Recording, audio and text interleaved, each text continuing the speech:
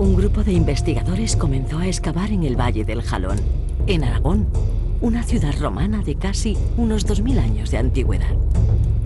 El lugar parecía haber sido abandonado. Pero ¿cómo era posible que los habitantes de aquella ciudad, tan importante que incluso acuñaba su propia moneda, la hubieran abandonado? ¿Qué sucedió realmente? Esta es su historia. Bilbilis, 40 años de investigaciones.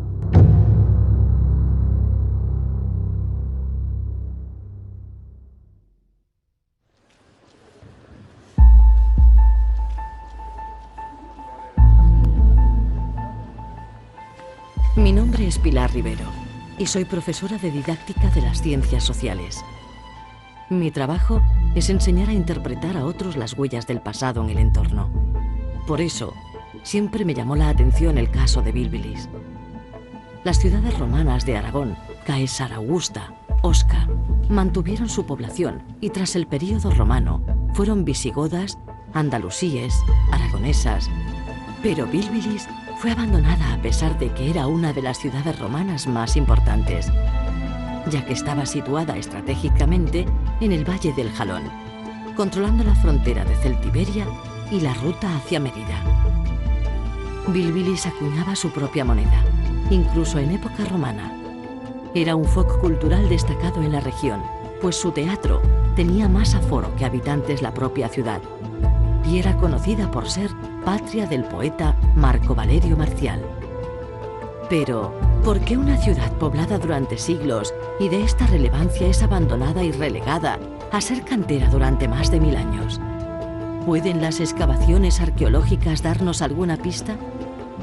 De mano de expertos historiadores, arqueólogos, ingenieros y a través de las huellas de la propia ciudad, me propongo encontrar respuestas a todos los misterios de Bilbilis.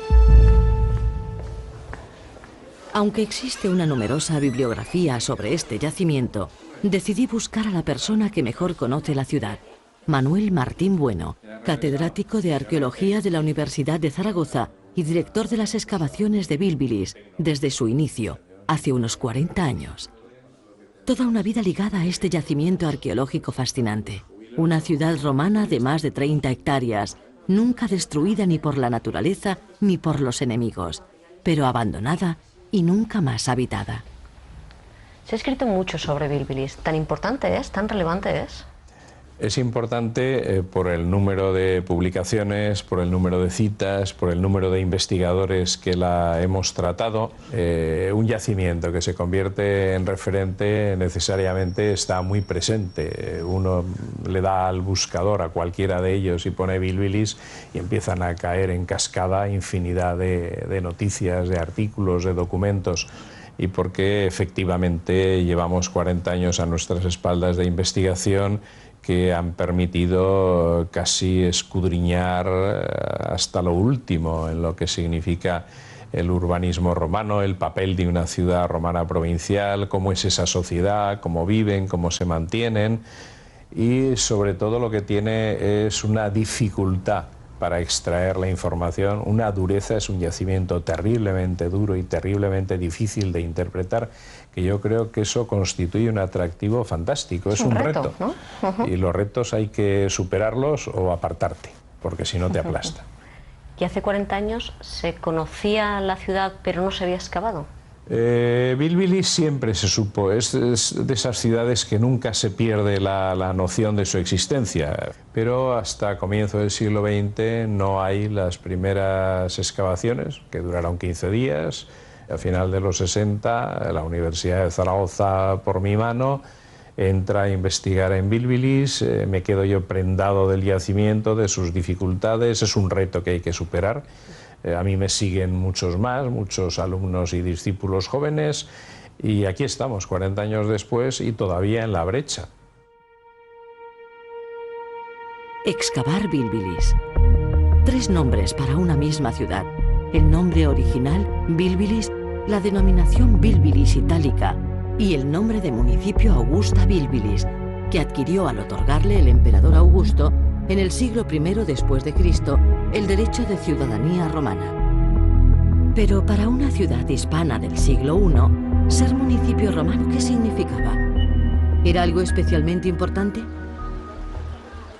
Para saberlo con exactitud, me encontré con Guillermo Fatas, catedrático de Historia Antigua de la Universidad de Zaragoza, especializado precisamente en mundo romano.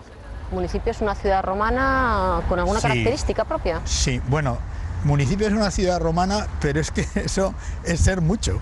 En España en esa época, en la península ibérica, claro, quiere decir, habría a lo mejor 30 y tantas así, incluidas las grandes, Tarragona, Mérida, que se va a fundar porque en ese momento, Zaragoza, que no se había fundado todavía como ciudad romana. Y lo que significa ser romano y vivir en un municipio romano es que perteneces al grupo que domina el imperio.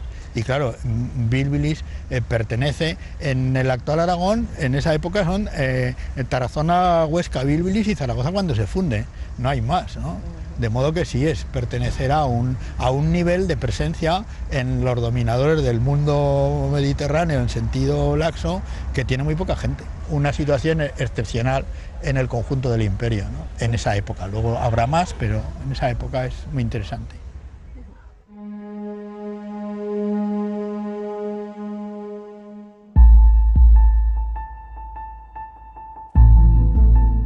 Era el momento de ver Bílbilis con mis propios ojos. ¿Sería el yacimiento tan espectacular como me imaginaba? La ciudad era increíble. Bílbilis se levantaba entre los cerros de Bámbola, Santa Bárbara y San Paterno, a 6 kilómetros de la actual Calatayud. Los principales edificios públicos y de espectáculos de la ciudad se levantaron en época del emperador Augusto, en el siglo I después de Cristo.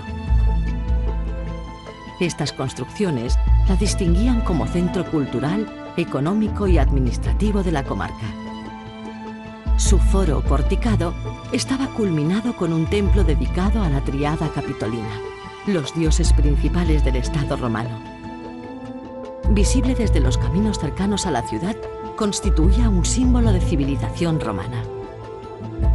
Además, la ciudad contaba con un amplio teatro en el que se incluía un templo dedicado a la familia imperial, Augusto, Livia y Tiberio. Un importante recinto termal y una red de cisternas para su abastecimiento de agua. Todo ello rodeado de una muralla, levantada más por prestigio que por defensa. Y lo mejor para saber más del yacimiento era hablar de nuevo con el hombre que había comenzado las excavaciones hace 40 años, Manuel Martín Bueno. ¿Por dónde inició la excavación? La excavación inició exactamente donde estamos ahora. Es decir, llegamos aquí, era un yacimiento virgen, había que comenzar por algún lugar y había naturalmente que hacer un análisis previo de posibilidades. Habíamos analizado lo que habían dicho en el año 17 Narciso Centenag y Sulten en el año 34 y convinimos en que este era el punto que tenía más probabilidades para albergar el centro monumental.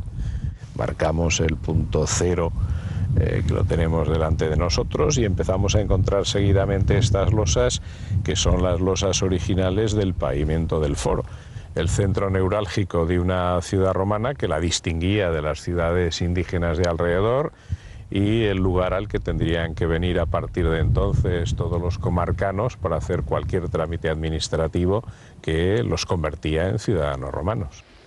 ¿Por qué una ciudad romana en este lugar, precisamente? Está motivado por la situación topográfica. Aquí se busca una escenografía, se busca la espectacularidad, se busca la teatralidad, se busca impactar a los indígenas, es establecer la diferencia entre el modo de vida romano y el modo de vida indígena, es mostrar la diferencia entre la modernidad y el retraso, y de ahí precisamente que se escoja este emplazamiento. ¿Qué imagen daría esta ciudad? La ciudad quedaría vista desde el fondo, vista desde el paisaje, desde la vía 34, como un faro de romanidad situada en lo alto y recortándose en el horizonte precisamente en sus monumentos principales. Tal vez, una vez completado el proceso de romanización del territorio, con el paso de los siglos, ese faro de romanidad no era necesario y los habitantes fueron abandonando la ciudad para ir a vivir a zonas más cercanas al río, no dependientes del agua de lluvia recogida en las cisternas. ¿Dejarían los bilbilitanos envejecer aquellos espacios monumentales que un día fueron ejemplo de modernidad para utilizarlos como materia prima para sus nuevas viviendas? No sería de extrañar, pues esto ocurre en todo el mundo romano, incluso en las grandes capitales, en la propia Roma. La excavación podía darme respuestas. La arquitectura pública ha sido estudiada y excavada a lo largo de estos últimos 40 años en gran parte, pero la tarea todavía continúa. Excavar un edificio como el teatro cuesta entre 5 y 6 años con los medios actuales. Hoy, el foro y las termas se conocen por completo, así como gran parte del teatro, y se han excavado amplias zonas correspondientes a viviendas de diferentes épocas y buena parte de la muralla. Normalmente, el equipo arqueológico trabaja en el terreno de la propia ciudad, entre 6 y 9 meses al año, ayudado en el verano por estudiantes y arqueólogos de diversos puntos de España y de universidades colaboradoras, como Burdeos o Bolonia. En los meses de más frío, se realizan exclusivamente tareas de laboratorio. Pero la investigación nunca para. Carlos Sainz, subdirector de las excavaciones de Bilbilis, me contó en qué se estaba trabajando en el momento de mi visita. ¿En qué zona estás excavando ahora, pues? Estamos excavando en el Scanai Front, en el frente escénico del teatro. Prácticamente el teatro ya la excavación ha concluido, nos quedan unos pocos meses y la campaña de este año, que lo comenzamos en el verano, la hemos centrado en todo lo que es el frente escénico. ¿El frente escénico es? El frente escénico es la fachada del teatro, lo que realmente los espectadores podían contemplar y ver. La de Bilbilis tenía 2 alturas y hemos tenido la enorme suerte de recuperar parte este año, pero parte en excavaciones de campañas anteriores. Tenemos la totalidad o prácticamente la totalidad de estas piezas que bueno que se han extraído y que los restauradores en estos momentos están trabajando para su exhibición lo antes posible en el museo Calatayud. Cuando encontréis una pieza tipo pues una gran escultura y así, ¿cuál es el proceso? ¿Qué hacéis? Lo que hacemos es llamar evidentemente al equipo de restauradores que van trabajando con nosotros hace tiempo, ¿no? Entonces ellos ya pasan a ser los que van a extraer las piezas. Entonces aquí en estos momentos están saliendo unos capiteles y entonces son ellos los que hacen el último proceso de extracción, la adecuación, y después se lo llevan a sus talleres a trabajar. Llegados a este punto, no pude resistir la idea de seguir el recorrido de la pieza arqueológica desde su hallazgo hasta su exhibición. Lourdes Oronich, restauradora, permitió que la acompañara al laboratorio donde se trabajan con las piezas halladas una vez clasificadas. Aquí es donde traéis las piezas después de la excavación. Sí, una vez que se bajan del yacimiento, vienen aquí y ya aplicamos el tratamiento que cada pieza necesita. Hay un montón de piezas muy pequeñas. ¿Esto es el trabajo de una campaña arqueológica de un año? No, exactamente, estas son las piezas que pertenecen a una habitación de una casa. ¿Solo una habitación de una casa? Habitación. ¿Cuántas piezas podéis sacar entonces en un año? Muchísimas. Y es un material delicado por lo que veo. ¿Es normal que en una ciudad salgan pinturas como esta, de esta calidad? No, yo creo que el caso de Bilbilis es un caso especial, ¿no?, en el que la pintura no salga con tan buen estado de conservación. Quizás se deba a que fue una ciudad abandonada, o a las condiciones en las que se han mantenido enterradas estas piezas, o al tipo de terreno que nos llega en tan buen estado. Es como Pompeya. Bueno, sí, podríamos, una ciudad más pequeña, pero sí que nos permite encontrar piezas de esta calidad. Impresionante. Al abandonar Bilbilis, y a pesar de que sus antiguas construcciones sirvieran como fuente de material durante siglos, quedaron olvidadas entre las ruinas espectaculares pinturas murales que nos hablan del esplendor que alcanzó la ciudad. Hoy, gracias al trabajo de arqueólogos y restauradores, han podido ser hallados y recuperados. Esto ha convertido a Bilbilis en uno de los centros de referencia mundiales para el estudio de la pintura romana. Lara Íñiguez, investigadora del grupo URBS, que realiza su tesis doctoral sobre este asunto, me recibió en el Museo de Calatayud para enseñarme las hermosas pinturas murales. Resulta impresionante ver este dormitorio con estos colores tan vivos. ¿Era frecuente en el Imperio Romano decorar así? Bueno, los romanos solían decorar con estos colores, pero evidentemente estamos en una habitación de una casa donde los dueños tenían alto poder adquisitivo. Pero no es una moda bilbilitana. En todo el imperio, en Siria, en Italia, se podía encontrar este tipo de color tan vivo. Sí, bueno, donde encontramos mayor parte de pintura conservada es en Pompeya, y de hecho es gracias a ese yacimiento como datamos el resto de las pinturas del imperio. Y en Bilbilis tenemos la suerte de tener representados los 4 estilos pompeyanos.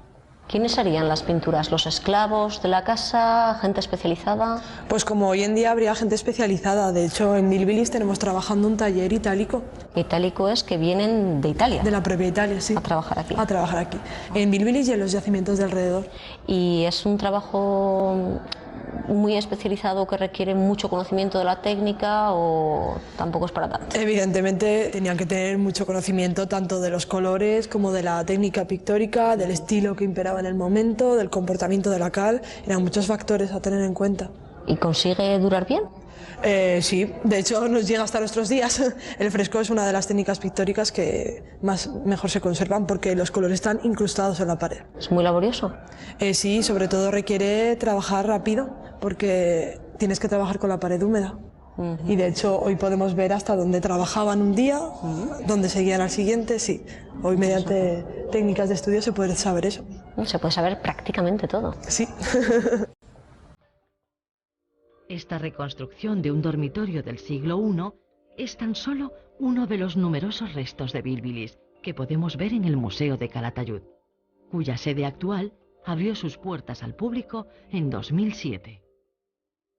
Este es el espacio ideal para entrar en contacto con la arquitectura pública y privada de Bilbilis, con la vida cotidiana de la ciudad y observar directamente no solo una interesante muestra de pintura romana, sino otros restos muy destacados como su magnífica colección de retratos de la familia Julio Claudia o el conjunto de acuñaciones de Suceca. Tras la visita al yacimiento y al museo, comenzaba a comprender la extraordinaria importancia de Bilbilis. Pero, ¿cómo era realmente aquella ciudad?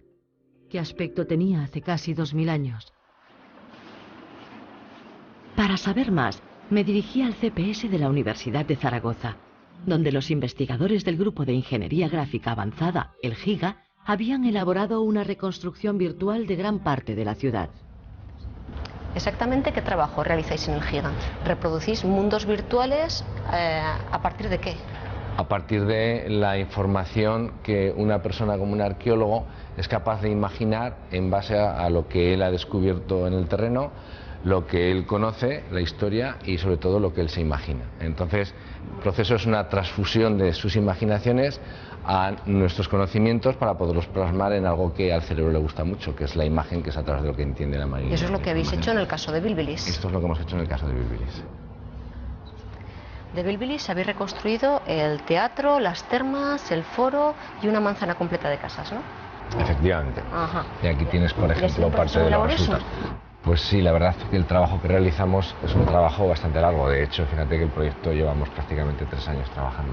Y cuando no están todos los datos arqueológicos, porque viendo las ruinas todo esto no está. Evidentemente. Los muebles, pues los elementos de madera, no sé. Incluso las pinturas. O sea, tenemos trozos de pintura, como el caso del cisne o el caso de esta greca que tenemos aquí, que tenemos un trocito. Entonces, en base a ella tenemos que volver a reconstruir todo lo que falta y entrar en el diálogo eterno con el arqueólogo de si eso es así, no es así, o si él cree que es otra cosa.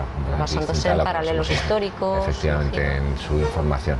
Pues son horas y horas y horas de trabajo que al final lo único que pretenden es que esto dé una sensación de realismo a las personas que se sienten delante.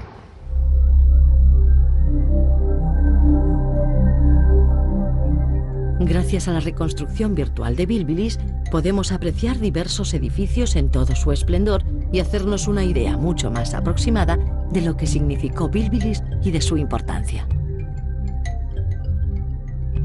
Uno de los edificios que más me llamó la atención es el teatro con su capacidad de 4.500 espectadores, que excedía el número de habitantes.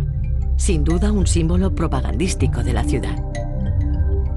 El Foro Romano era el centro neurálgico de la ciudad y su construcción era meticulosamente estudiada. teniendo en cuenta volúmenes, terrenos y distribución. En el caso de Bilbilis, este gran centro monumental está compuesto de fórum con plaza, templo y 2 pórticos. La comunicación entre la plaza y el templo se realiza mediante una monumental escalera. Las termas estaban asentadas en una ladera y tenían la particularidad de ser abastecidas de agua mediante cisternas. Los conjuntos pictóricos que las decoraban son de una calidad excelente por su variedad de composiciones y los materiales empleados. Las viviendas de Bilbilis están condicionadas por la orografía. El resultado es una red urbana pintoresca y abigarrada con casas que se comunican entre sí por escaleras, rampas o calles empinadas, algo alejado de la clásica distribución romana.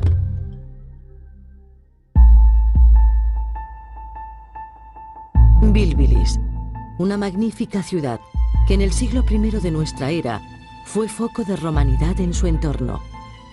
Fue apagándose paulatinamente hasta ser abandonada en el siglo III. Las razones siguen siendo un misterio. Tal vez se tratara de una ciudad con excesivas pretensiones. Tal vez fuera que la escasez de agua hiciera insuficiente su red de cisternas. Además, con el paso del tiempo, su carácter romano, que tan especial la hacía en el siglo I, ya no constituía una excepción, por lo que ya no resultaría mucho más atractiva que otros asentamientos del entorno. Pero hoy en día, tras 40 años de excavaciones, nadie duda ni de la importancia de la ciudad romana de Bilbilis, ni de su relevancia científica como yacimiento arqueológico. Sus restos pictóricos, sus acuñaciones propias y su destacada colección de escultura pública vinculada a la familia Julio-Claudia, cuyo primer emperador, Augusto, le concedió el derecho romano, la convierten en un enclave destacado internacionalmente. En el momento final del rodaje de este documental, se produjo un hallazgo escultórico extraordinario. Un retrato del emperador Augusto como sumo pontífice.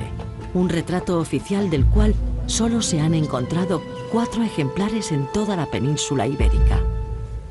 El director de las excavaciones accedió a mostrármelo antes de su exposición en el Museo de Calatayud. Esta es la zona de últimos hallazgos, una princesa Julio-Claudia, y aquí la que seguramente es la pieza estrella del yacimiento de Bilbilis, una cabeza de Augusto Capite Velato, hallada en el teatro a los 40 años de comenzar las excavaciones, lo que indica que la arqueología siempre da sorpresas y que la vida continúa.